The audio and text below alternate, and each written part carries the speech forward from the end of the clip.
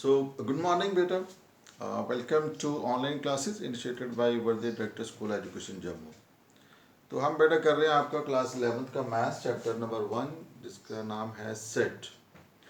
सो काफ़ी कुछ हमने पहले कर दिया हुआ है. तो आज बेटा हम थोड़ा आगे बढ़ेंगे और हम डिस्कस करेंगे आज के इस वीडियो में आपके साथ यूनिवर्सल सेट. यूनिवर्सल सेट क्या है और साथ में हम डिस्कस करेंगे वेन डायग्राम. ठीक है जी. तो देखो बेटा ये सारे जो कंसेप्ट हैं दे आर वेरी इंपॉर्टेंट और जहाँ जो चीज़ है हमें वही उसको समझने की ज़रूरत है सो दैट कि जो आने वाला हमारा सफ़र हो वो बिल्कुल साफ सुथरा हो. अगर मैं आज ही सारी चीज़ें क्लियर हो जाएंगी जो आज हम पढ़ रहे हैं तो आपको पता है कि जो मैथ्स है this is chain of reasoning. जो चीज़ हम आज पढ़ रहे हैं वो आगे भी साथ ही होगी. ठीक है बेटा. तो इसलिए जहाँ जो चीज़ है हम उसी को वहीं पे समझने की कोशिश करेंगे. सो यूनिवर्सल सेट की जहाँ तक मैं बात करूँ लेट इट बी मैं कुछ एग्जांपल्स पहले ले लेता हूँ फिर आपको समझाता हूँ मैं. लेट इट बी मेरे पास ए कोई सेट है विच कंटेन्स 1 2 3. देन बी कोई सेट है लेट इट बी 2 3 4 5. कोई सी सेट है 3 5 7 9. मैंने ऐसे को 3 सेट्स ले लिए हुए हैं. ठीक है बेटा. अब यूनिवर्सल सेट यानी कि यूनिवर्सल का अगर आप मीनिंग भी देखो तो यूनिवर्स का मीनिंग क्या हो गया विच इंक्लूड्स एवरीथिंग. अगर इन टर्म्स ऑफ साइंस की बात करें हम तो यूनिवर्स का मतलब क्या हो गया which includes everything. So maths में भी इसका वही मीनिंग रहेगा बेटा कि एक ऐसा सेट जिसके अंदर ये सारे सेट्स आ जाएं that is known as the universal set. ठीक है. सो यूनिवर्सल सेट को हम फिर कैसे डिफाइन करेंगे. चलिए पहले मैं कोई यूनिवर्सल सेट ले लेता हूं. इसको हम जनरली यू से डिनोट करते हैं. तो एक ऐसा सेट जिसके अंदर इन सेट के सारे एलिमेंट आ रहे हैं. तो देखिए वो कौन सा सेट बन सकता है. आपके पास सबसे छोटा एलिमेंट यहाँ पे क्या है 1 है और सबसे बड़ा एलिमेंट क्या है 9 है. और ये सारे के सारे जो भी हैं these are all the natural numbers. यानी कि यूनिवर्सल सेट को आप यहाँ से ऐसे भी बना सकते हो दैट इज 1 2 3 अप टू कहाँ तक ले जा सकते हो आप 9 तक ले सकते हो आप. ठीक है. This is the one way. ये तो एक तरीका है इस सेट को कंस्ट्रक्ट करने का. अगर आप इससे छोटा भी एलिमेंट ले लेते अगर आप 0 से स्टार्ट करते तो 9 से आगे भी चले जाते तब भी कोई फर्क नहीं पड़ना था. तभी वो यूनिवर्सल सेट ही कहलाता. सिर्फ हमने एक चीज देखना है कि इस सेट के अंदर ये जो बाकी सेट है उन सब के एलिमेंट होने चाहिए. ठीक है बेटा. सो यूनिवर्सल सेट को हम फिर डिफाइन कैसे करेंगे. The set which contains the elements of all other sets. ऐसा सेट जिसके अंदर एलिमेंट्स आ जाएंगे बाकी सारे सेट्स के. ठीक है. जैसा कि आप इस केस में देख रहे हो ए बी और सी इन सब के एलिमेंट यहाँ पे आ रहे हैं. सो इस केस में ये यू है this is the universal set. इसको आप जनरली जो है वो डिनोट करते हो इट इज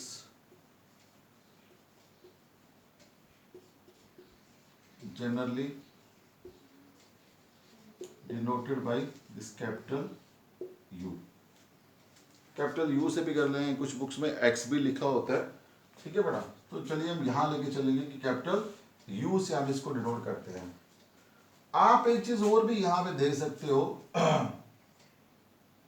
इस एग्जांपल के अंदर जो ए है ए के सारे एलिमेंट इसमें हैं. इसका मतलब क्या होगा कि ए इसका सबसेट बन जाएगा. बी भी इसका सबसेट है क्योंकि बी के सारे एलिमेंट यहाँ पे हैं. सी के सारे एलिमेंट यहाँ पे हैं। सो अगर हम इस एग्जांपल की बात करें तो यहाँ पे देखिए आप आल्सो ए जो है वो सबसेट ऑफ किसका है, यू का है, बी भी किसका सबसेट है, यू का, और सी भी किसका सबसेट है, वो भी यू का। इसको आप ध्यान से देखिएगा इस कंसेप्ट को। ए बी सी जो है वो तीनों इस यू के सबसेट हैं, ठीक है। और दूसरी बात यह है, ए यू का सबसेट है लेकिन ए यू के बराबर नहीं है, बी यू का सबसेट है लेकिन बी यू के बराबर नहीं है, सी इसका सबसेट है लेकिन सी इसके बराबर नहीं है। इसका मतलब क्या हुआ, ए बी सी तीनों प्रॉपर सबसेट है, ठीक है। और हमने ये पढ़ा था जब मैंने आपको ये कंसेप्ट दिया था सबसेट, सुपरसेट, प्रॉपर सबसेट, तो वहां हमने सुपरसेट के बारे में पढ़ा था। तो हमने ये देखा था कि अगर A is a proper subset of B है और ए जो है वो बी के बराबर नहीं है, तो इसका मतलब ये था कि जो बी था उस केस में वो ए का क्या था, superset.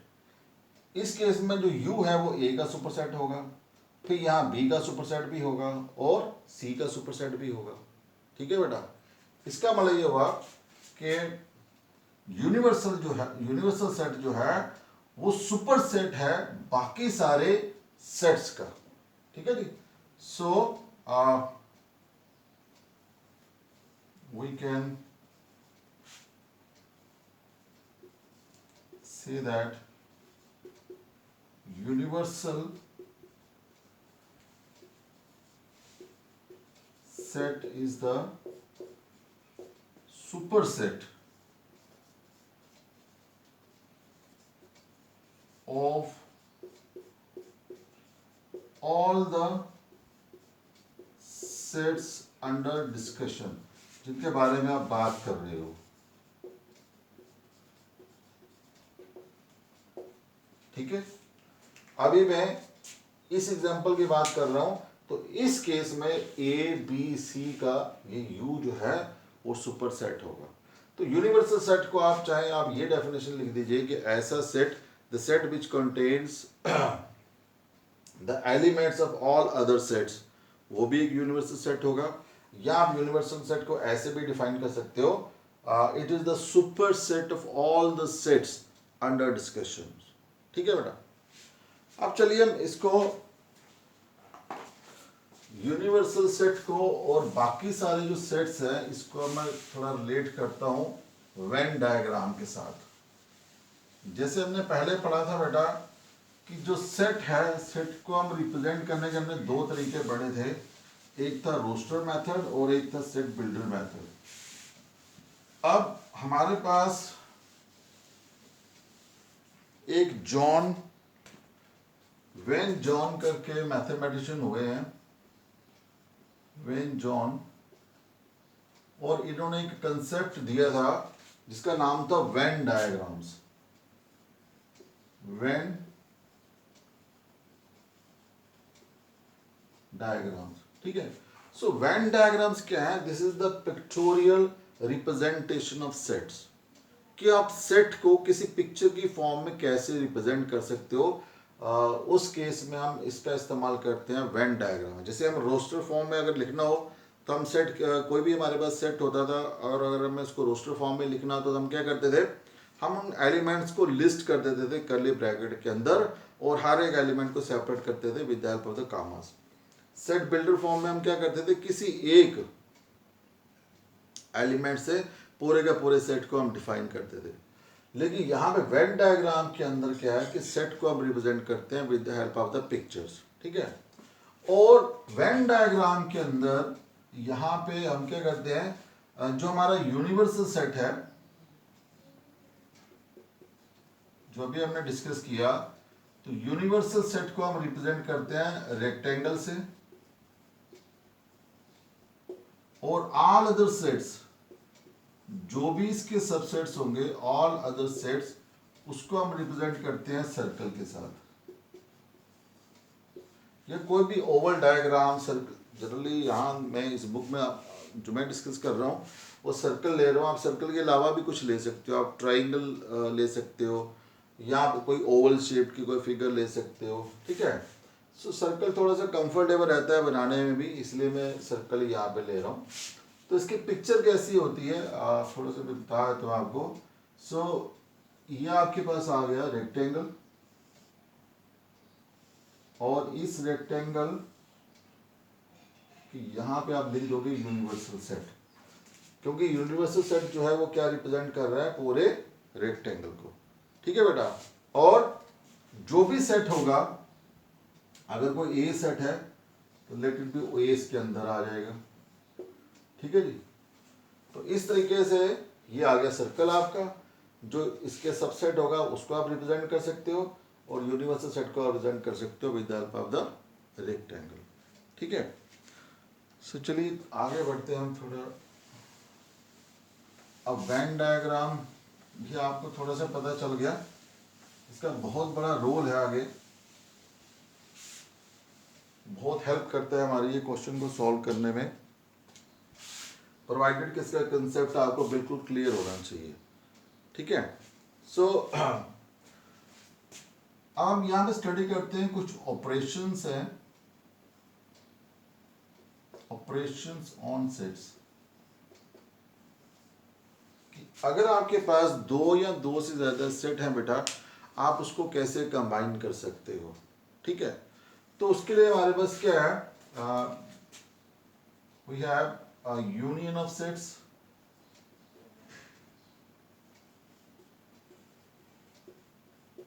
then we have intersection of sets,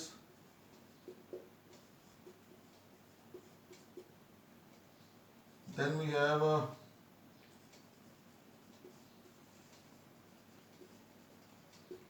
complement of sets। So ये जो तीन चीजें हैं, union of sets, intersection of sets, complement of set या डिफरेंस ऑफ सेट्स,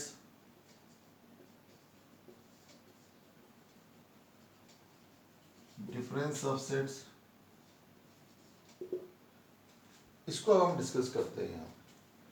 तो यूनियन ऑफ सेट के जहां तक बात है, पहले हम इसी को पकड़ते हैं, बारी बारी सबको लेते हैं हम।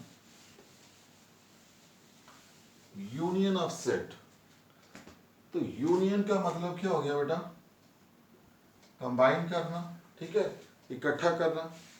तो यूनियन ऑफ सेट्स में आप क्या करते हो कि जैसे मान लीजिए कम से कम दो सेट होने चाहिए, दो से ज्यादा भी हो सकते हैं यहाँ पे। ठीक है, सो लेट कर लेते हैं A and B, be two sets. मेरे पास ये कोई दो सेट्स हैं, ए और B. Then their union is written as, इनकी जो यूनियन है उसको हम कैसे लिखेंगे, ए यूनियन बी। ये आ गया सिंबल इसका। ठीक है, ए यूनियन बी, और उसको हम डिफाइन कैसे करेंगे, and is defined as the set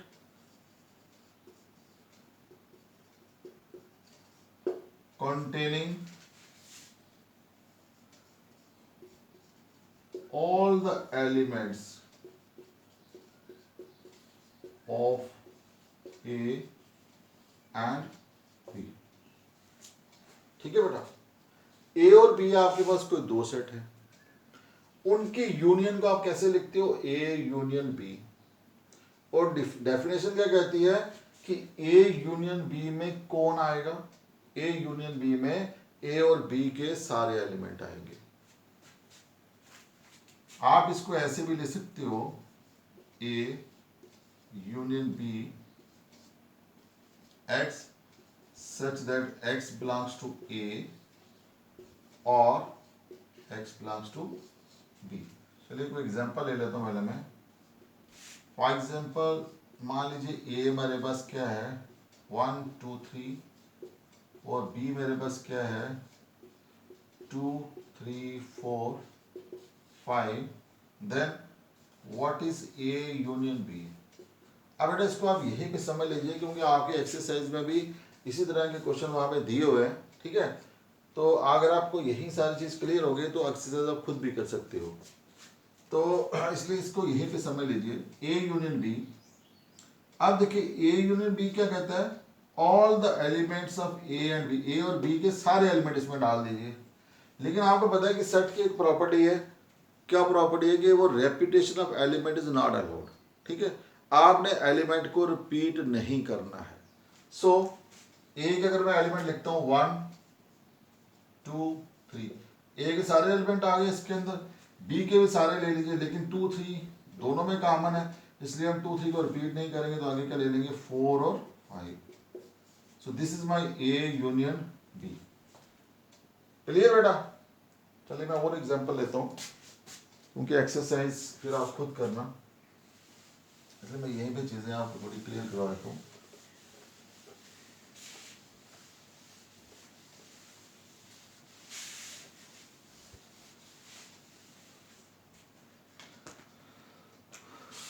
चलिए कुछ और ले लेते हैं, सेकंड एग्जांपल ले लेते हैं हम।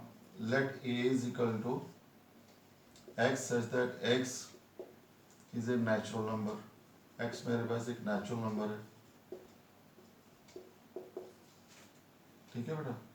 और बी जो है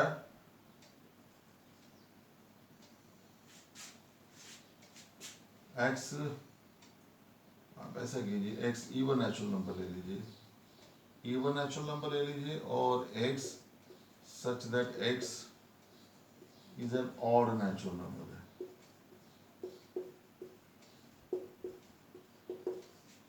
now what is A union B? A union B, देखो इवन नेचुरल नंबर की अगर मैं बात करूं तो इवन नेचुरल नंबर में क्या आ जाएगा, इट कंटेन्स 2 4 6, ठीक है। और यहाँ पे क्या आ जाएगा 1 3 5 7 अप टू सो ऑन। जब मैं इन दोनों को यूनियन निकालूंगा तो आपने ए और बी के दोनों के एलिमेंट ले लेने हैं। अब यहाँ देखो ए और बी में कोई भी एलिमेंट ऐसा नहीं है जो रिपीट कर रहा हो, ठीक है। सो इस केस में क्या आ जाएगा आपके पास 1 2 3 4 5 6। इसका मतलब क्या हुआ कि ये कौन से एलिमेंट है, these are the natural element. X says that x is a natural number. इस तरीके से आप यूनियन जो है वो कोई भी दो सेट्स की निकाल सकते। और भी बहुत सारे एग्जांपल हैं, जैसे मान लीजिए मेरे पास ए कोई सेट है, let it be x such that x belongs to N, और यहाँ आप कोई कंडीशन डाल दीजिए, जो एक्स है वो मेरे पास दैट इज लेस देन और इक्वल टू 10 है, और बी को सेट ले लीजिए x such that x belongs to n है, एंड जो x है वो मेरे पास क्या आ जाएगा, दैट इज लेस देन 5 ले लीजिए, ठीक है। सो चलिए यहाँ पे देखिए आपके पास क्या सेट बनता है 1 2 अप टू कहाँ तक आ जाएगा 10 तक, और यहाँ पे क्या बन जाएगा दैट इज 1 2 3 और 4। तो जब मैं दोनों की यूनियन करूंगा तो यूनियन में आप देखो क्या आएगा, ए और बी के सारे एलिमेंट, ठीक है। सिर्फ आपने एक चीज का ध्यान रखना है कि दोनों में कोई एलिमेंट रिपीट नहीं करना चाहिए। सो 1 2 3 4 दोनों में रिपीट कर रहा है, लेकिन एक ही बार लिखोगे, बाकी अप टू 10 तक आ जाएगा दिस। तो इस तरीके से आप जो है यूनियन निकाल सकते हो।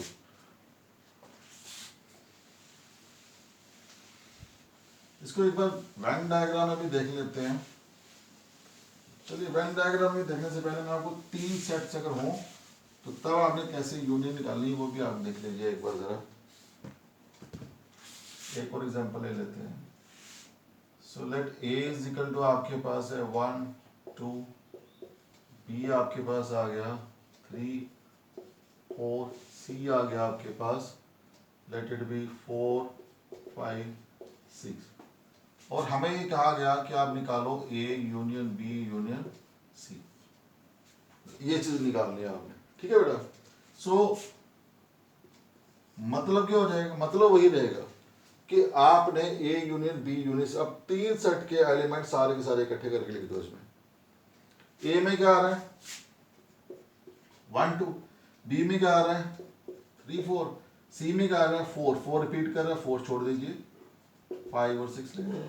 सो A union B is this. तो चाहे सेट आपको 2 दिए हो या 3 दिए हो, तो आपका जो कंसेप्ट है वही रहना चाहिए कि हमने सारे एलिमेंट इकट्ठे करके किसी एक सेट में लिख देने हैं। वो जो सेट बनेगा that will be the union of sets. इसको मैं वेन डायग्राम देखिए हम कैसे इसको रिप्रेजेंट करते हैं। अगर मेरे पास ए यूनियन बी है, तो ए यूनियन बी के लिए आपकी वेन डायग्राम क्या बनेगी? सबसे पहले आपने ये रेक्टेंगल बनानी है जो कि एक यूनिवर्सल सेट को रिप्रेजेंट करेगा। ठीक है बेटा, A union B, so this is A and this is B, so let it be A और बी। तो यूनियन में मैंने आपको क्या बताया कि आप सारे एलिमेंट जो है वो इकट्ठे कर लेते हो, तो आप इस पूरे दोनों सर्कल्स को आप शेड कर दो। तो दिस शेडेड जो रीजन होगा this is your A union B. तो shaded region is A union B. और अगर मेरे पास A union B union C है, तो उस केस की डायग्राम आप देख लीजिए। यहां पे आपके पास रह जाएगा ए, यहाँ पे बी और यहाँ पे आपका आ जाएगा C. This is A B और सी। तो meaning is same, what we do, we shade the region covered by these 3 circles. ठीक है, so this shaded region,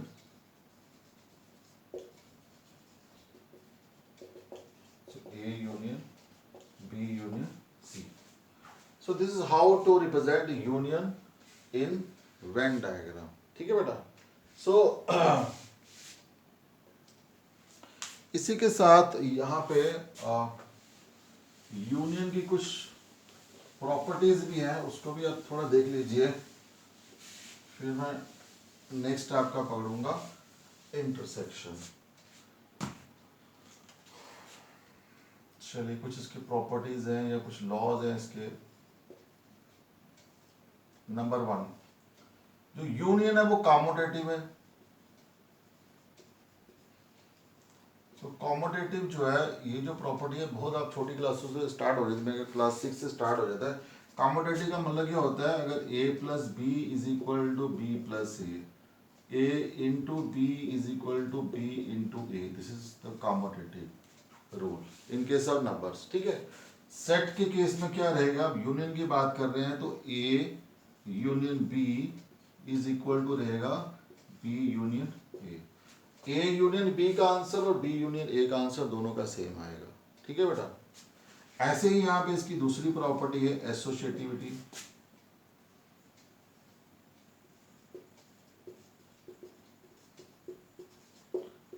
associativity अगर हम नंबर के टर्म में देखें तो क्या पढ़ते थे आप, this is A plus B plus C is equal to A plus B plus C, सिर्फ ब्रैकेट्स यहाँ पहले 2 में लगा दीजिए, यहाँ आगे भी 2 में लगा लीजिए। ठीक है, तो यहाँ पे भी सेम चीज रहेगा, A union B union C is equal to, अगर आप ब्रैकेट यहाँ लगाते हो पहले 2 में, तो इधर आगे वाले 2 में लग जाएगी। सो this is also equal. Third है इसका, अगर आपके पास ए यूनियन, अगर आप किसी एम्प्टी सेट के साथ किसी भी सेट की आप यूनियन कर रहे हो तो आपको वो सेट वापस मिल जाएगा। ठीक है। नंबर 4, अगर आप यूनिवर्सल सेट के साथ यूनियन कर रहे हो तो आपको क्या मिलेगा, we get the universal set. ठीक है बेटा। और एक और लिख लीजिए आप 5 में भी, कि अगर ए जो है वो बी का सबसेट है, तब देखिए ए यूनियन बी क्या आएगा, थोड़ा दिमाग लगाइए। ए अगर बी का सबसेट है तो मतलब क्या हो जाएगा, ए के सारे एलिमेंट बी में आ जाएंगे, तो बी सबसे बड़ा सेट हो गया यहाँ पे। इसका मतलब यूनियन में कौन सा आ जाएगा, इसका आंसर में क्या आ जाएगा, ओनली बी। अगर उल्टा होता, अगर बी सबसेट होता ए का, तो फिर इसका आंसर क्या आता, ए।